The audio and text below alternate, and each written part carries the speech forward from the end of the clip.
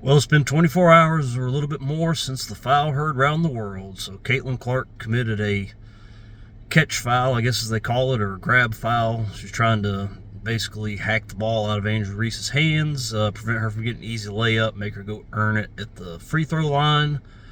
Which, yes, I mean, as we all know, with Angel Reese's layups, she probably would have been better off just letting her miss the wide open layup, which she certainly would have missed, and rebounded it and missed again, and rebounded and missed again, and all that. But she did commit the foul, and Angel Reese absolutely lost her head afterwards. Or I guess as the kids are saying now, she crashed out afterwards. In my 40s now, so I'm a little bit lost and behind on the slang here, but a little bit behind, but I get it. So I just been thinking about that a little bit more. You know, obviously I watched it in real time. I thought about it in real time, but sometimes you kind of need a moment like that to just really let the gravity of what just happened sink in. You know, why did Angel react the way she did to, a pretty innocent looking foul? Obviously, her disdain for Caitlin Clark is a lot deeper than even we realized. We all knew it was there. We all knew there was, like I said, just a lot of jealousy there, a lot of envy, and just a lot of dislike. And at first I thought, okay, we're reading a little bit too much into this. They showed towards the end of the first quarter, I think it was, Caitlin hit a buzzer-beating three. I don't know if it was for the quarter or the shot clock towards the end of the quarter, but she hit a three, and you can see Angel just kind of what appeared to be just glaring at her. I'm thinking, okay, there's probably a lot of people doing that, just caught up in the competitive moment, not really thinking, just kind of see what's going on. But when you think about it, there's probably a lot more to that than you realize. Like I said, I've watched the file quite a few more times since then, looked at a lot of these YouTube videos about it, and I don't even see a hard foul to this moment. To me, I was hesitating to use the word flop. I wanted to use it yesterday, but I'm like, no, that's a pretty hardcore accusation to make. That's if you're LeBron James and you have a career of it, that's one thing, but you never want to just throw that out there. But it looked to me like she flopped. I mean, looked to me like it wasn't even so much like the traditional type of flop. It was almost like she's throwing her arms up as she's going down, like, oh my God, Caitlin Clark just fouled me. And she just seemed very angry by this. And I came across a tweet by, of all people, RG3, Robert Griffin III. He is a world-class race baiter. He's put out a lot of tweets. I talked about him in some of the Shador Sanders video. Just taking every chance he can to race bait and try to make everything about race when it's really not.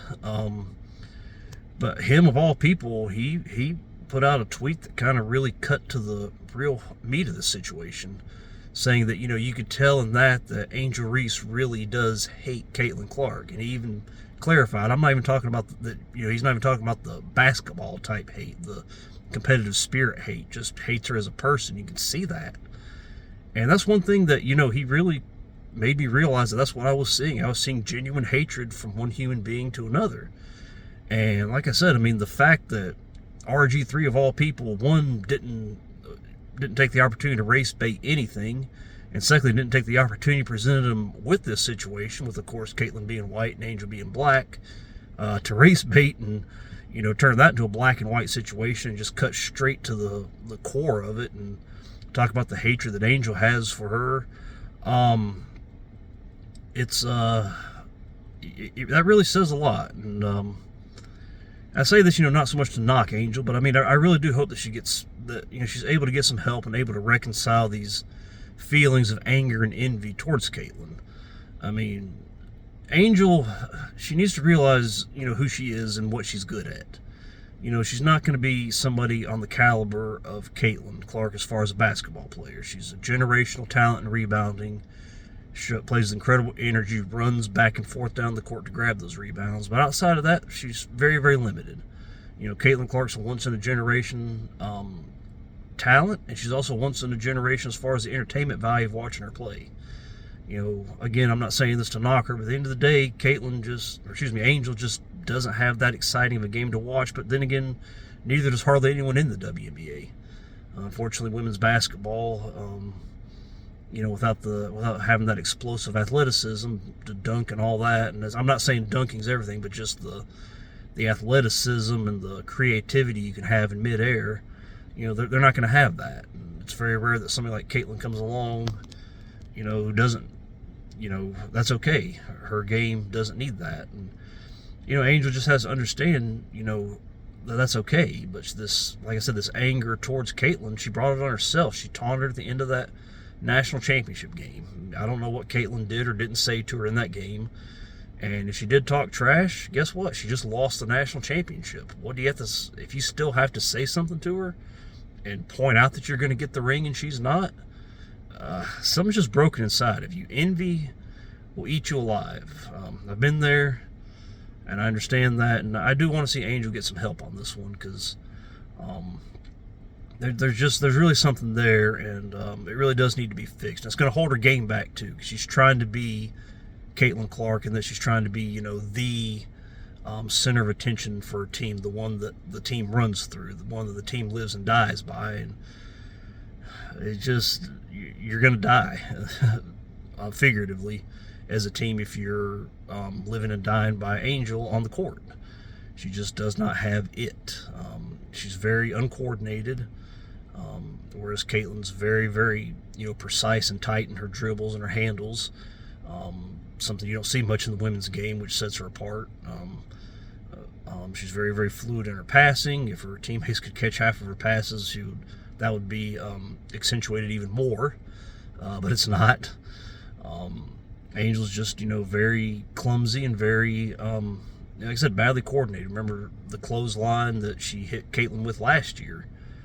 She's looked like she was going for the ball, but she missed the ball by like 2 or 3 feet. That's why, to me, I always said I thought that was intentional, and maybe it wasn't. Maybe, sometimes the more I watch her, the more I realize how uncoordinated and that she is, and maybe that wasn't intentional. Maybe she's just that off as far as her ability to swat the ball. Her defense really isn't there.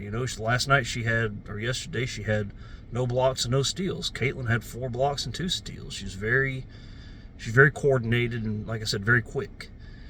Angel is none of those, but man, she can grab a rebound and she can run out there and fight for it. So it's tough to watch. It's tough to watch her be eaten alive like this by somebody to see how she feels about Caitlyn. And it's just it's tough. It's tough for the league. It's not a good look at all for the league. And they're really banking on Angel to be that rival. It's going to be Asia and Caitlyn are going to have to be the rivalry.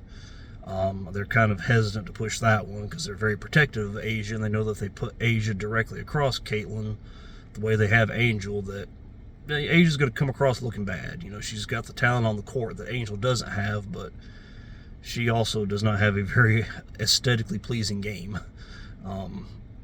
Just basically big body gets in there and gets it done, which I give her credit for. And then, of course, her attitude off the court is...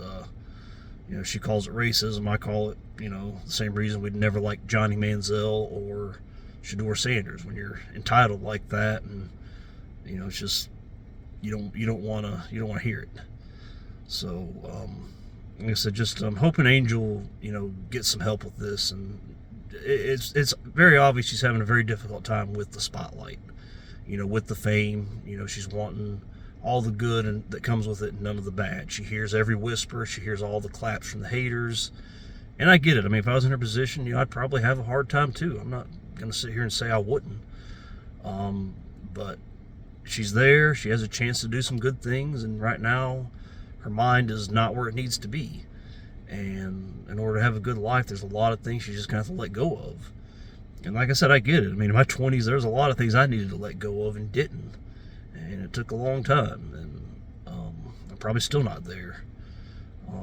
But I say that, I don't want to see this eat somebody alive the way it's eating her alive, and hope she gets the help she needs. But I guess we'll have to see on that one. So, like I said, let me know what you think in the comments. Am I wrong? Am I just reading too much into this? Is there some real hate there? Is there not? Let me know what you think, and I'll talk to you guys later. They got a game Tuesday, and I think I'm off Tuesday, so I guess I'll get to watch that one too. So, talk to you guys, and take care.